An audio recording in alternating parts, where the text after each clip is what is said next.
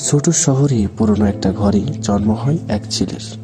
চারপাশে অভাব আর অনিশ্চয়তায় ছেলেটার ঘরে ছিল না পর্যাপ্ত আলো। অনেক সময় বিদ্যুৎ থাকতো না। রাতে মোমবাতি জ্বালিয়ে তার মা রান্না করতেন, আর বাবা চিন্তায় রাত কাটাতেন পরিবারের খাবার জোগাতে পারবে তো। ছেলেটার নাম ছিল নেইমার। ছোট থেকেই ফুটবলের প্রতি অদ্ভুত এক ভালোবাসা ছিল তার, কিন্তু বল ছিল না, তাই প্লাস্টিকের বোতল দিয়েই খেলা শুরু করেছিল সে। আশপাশের লোকেরা বলতো এই ছেলেটা পাগল, কারণ সবসময় কিছু না কিছুর সঙ্গে ড্রিবলিং করতো সে। ঘরের ভিতরে, বারান্দায়, এমনকি রান্নাঘরেও। তার বাবা একসময় ফুটবল খেলতেন, কিন্তু ইনজুরিতে সব শেষ। সেই বাবা একদিন বলেছিল, তুই খেল, আমি পাশে থাকবো। তখন থেকে নেইমারের প্রতিদিনের রুটিন ছিল স্কুল থেকে ফিরেই পুরনো জুতা পরে মাঠে যাওয়া, ফিরে এসে ঘরের কোণে আবার প্র্যাকটিস।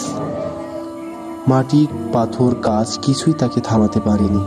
অভাবের কারণে একদিন পরিবারকে শহর ছেড়ে চলে যেতে হয়। নতুন শহরে নতুন জীবন শুরু হয়, কিন্তু নেইমারের ভিতরের আগুন তখনও জ্বলছিল। স্থানীয় একটি ক্লাবে সুযোগ পায় সে। মার শেষ সঞ্চয় খরচ করে তাকে একটি বুট কিনে দেন। চোখের জল দিয়ে বলেছিল, এটা শুধু জুতা না, এটা তোমার পাখা।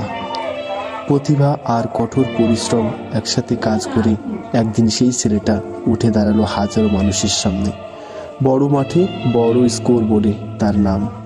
কিন্তু আজও সে ভাবে সেই অন্ধকার ঘরটা, সেই পুরনো বলটা, আর সেই একজন মানুষ যিনি প্রথম বলেছিল তুই পারবি।